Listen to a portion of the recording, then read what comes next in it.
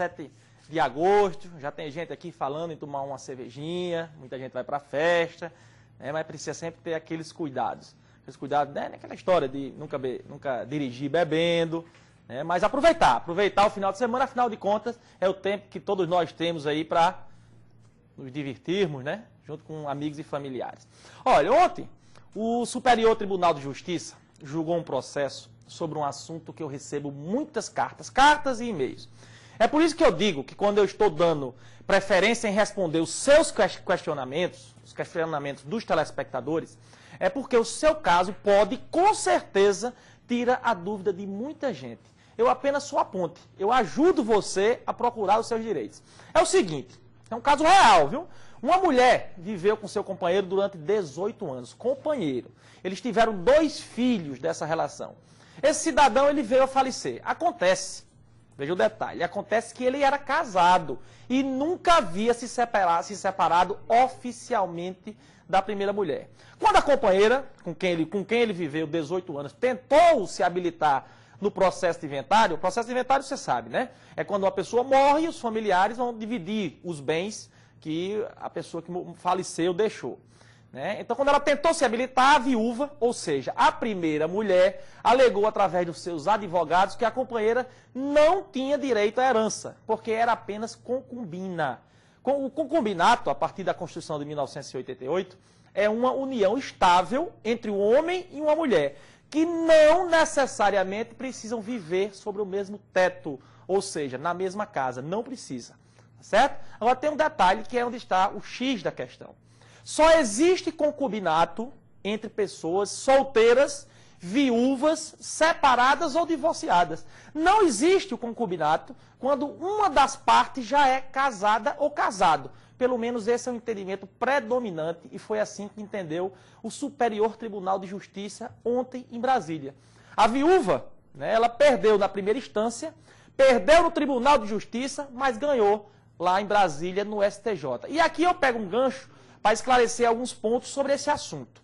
Tá certo? Caso a pessoa tenha reconhecida a união estável na condição de concubino e o companheiro venha a falecer, o direito à herança é garantido. O companheiro ou a companheira terá direito, por exemplo, aos bens adquiridos durante o período, preste atenção, durante o período que eles viveram juntos. Tá certo? Mas lembre-se que não precisa ser viver na mesma casa.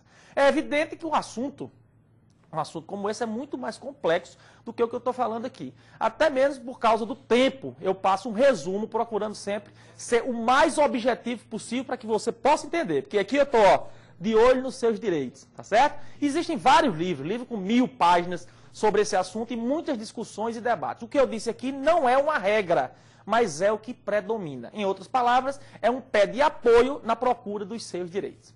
Ok? Já que estamos falando de relacionamento, viu, um telespectador, Olavo, é mais ou menos a situação, eu gostaria também de tratar de um assunto que me perguntaram. Me perguntaram que é a separação judicial amigável, já que o tema é esse do programa de hoje. Ou também chamado de separação consensual. Eu acho que só com o que eu vou dizer aqui, eu já respondo uns 10 e-mails ou telefonemas que eu recebo sempre sobre esse assunto. Separação amigável ou consensual é quando um homem e uma mulher são casados há mais de 2 anos e resolvem, sem brigas, viver separadamente, ou seja, cada um no seu canto. Justamente por ser amigável, a lei não obriga que o casal justifique o motivo da separação. Outro detalhe é que o advogado poderá ser único, já que não existe briga, pelo menos teoricamente, não é verdade? Agora, tudo precisa ficar claro. O que cada um vai ficar, como ficará a guarda dos filhos, o período de visita, o valor da pensão do cônjuge e ou dos filhos. O juiz precisa ter conhecimento de absolutamente tudo. Agora, lembre-se que o conceito de pensão mudou um pouco.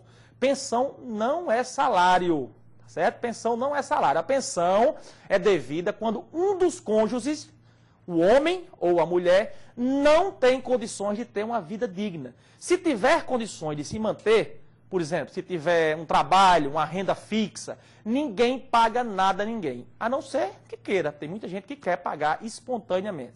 Lembre-se que eu estou falando de pensão entre homem e mulher, não estou falando da pensão para os filhos.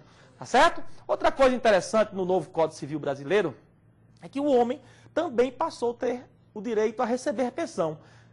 Você sabia disso? Basta comprovar que não tem condições de ter uma vida digna.